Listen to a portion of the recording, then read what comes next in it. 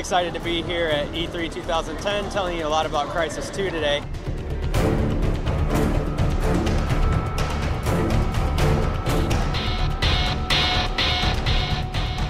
Now this game brings new fidelity, a graphic presentation we've not seen before, and it brings it to the greatest city in the world, New York. To introduce the game, Shevat Yerli, founder of Crytek, and I give you Crysis 2.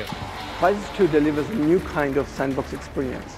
We don't tell you how to play, we give you the tools, the guns, the grenades, and the ultimate weapon called the nanosuit. This is future warfare, and you are the ultimate super soldier.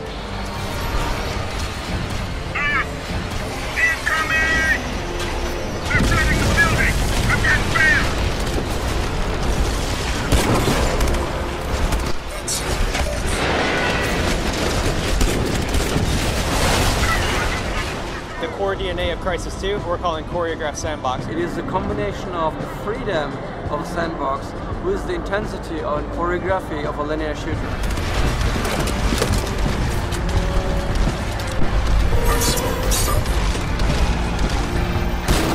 We hand off seamlessly from open action, where we don't tell you how to play, you make the decisions yourself, and you jump back into heavy linear scripted events that move the story forward.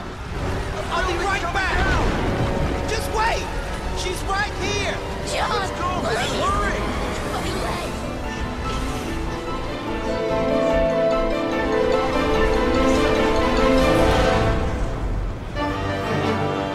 What we're going to be showing is Crysis 2. We're going to show you 2 levels, and so the best way of actually sort of like demonstrating this is by showing you the game.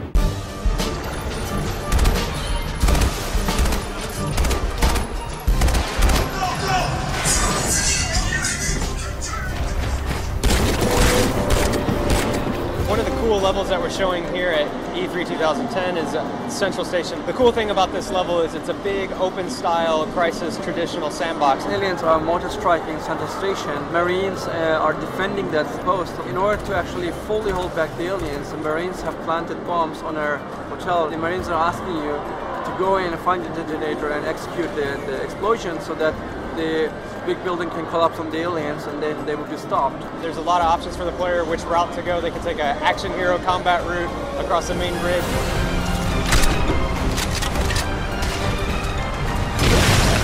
Or they can take some stealthy paths around the bottom and sneak up on aliens.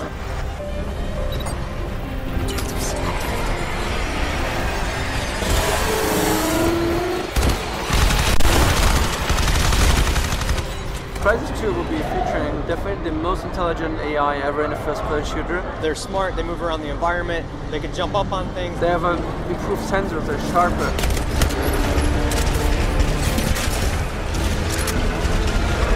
They have different tactics, group tactics, the way they play together in the different roles. You know, wherever you decide to go, we need them to go there too. So they have to be smart, they have to be challenging, they have to be as clever as you are.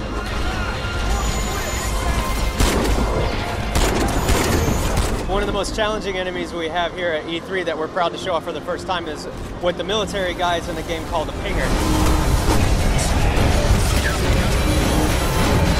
It's a very systemic and intelligent boss that can react to you playing also stealth or action. If you're doing things like stealthing and sneaking around, he does detection pings. He tries to figure out where you're at and then hit you with a really hard focus ping that knocks you out of your suit energy temporarily. If you hide behind something, he doesn't see you. He'll fire a plasma grenade back behind cover to try to flush you out. He's always trying to push you around the space as you're trying to acquire weapons in this really tight sandbox to take him out.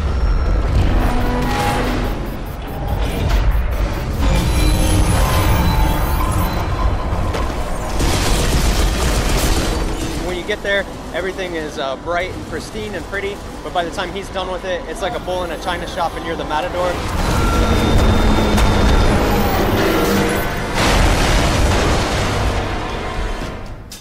At Crytek, we are always pushing the boundaries of technology. And because of that, we're exploring a new depth, a new dimension. One of the biggest announcements that we're happy to make here at E3 is Crysis 2 is going to be in 3D. We have been researching now for the last 2 years stereoscopic 3D gaming. The technology that we use for Stereo 3D has really no performance hit at all when playing the game. which is pretty weird. I mean, you see people making press releases saying like our console is now 3D, but unfortunately that means you have to render everything twice. And we have TV manufacturers, oh, games are going to look so great in 3D, but unfortunately they're not going to look as good as like the high-end AAA titles. The way that we ended up doing it gets around a lot of those bottlenecks, and it's like some kind of little bit of trickery. There's different varieties of 3D implementation: anaglyph, active, shutter, and passive 3D. We're supporting all of those in what we're calling a concave 3D experience. We don't want the player to be pushed out, we want rather the player to dive into the TV. For us, the TV now is a window that has depth, only bringing elements to the front that the player would naturally expect to be in front, like the HUD, for example. For a shooter, it's actually really cool if you have bullet tracers, for example, coming out of the screen quickly, so he feels like he's in the battle fighting this experience. We started focusing on the user experience so that it's actually easy for the user to play 3D without getting dizzy. Mistakes become more obvious in stereo 3D. So tricks you were allowed in 2D to get away with to save performance sometimes don't work that well anymore in stereo 3D. Also, alignment of objects in the game world become really apparent, so if a car is just floating a little bit above the ground, you just see it. Being an interactive experience, we can't control the elements that come out of the screen as well as a movie could. If we started throwing stuff at the player all the time, we would get this kind of violations that make the brain go totally dizzy and nuts. Basically, it's like a new visual language that we are now learning to use properly, just as color or sound was when it was implemented in the movies. We want you to play Crysis 2 not just for 15 minutes in 3D, we want you to play for hours. Everyone here is reacting very positively to 3D in Crysis 2, and we're really excited to show it off today. Thank you guys. That was Crysis 2. Thank you for your time, and I hope you have a good E3.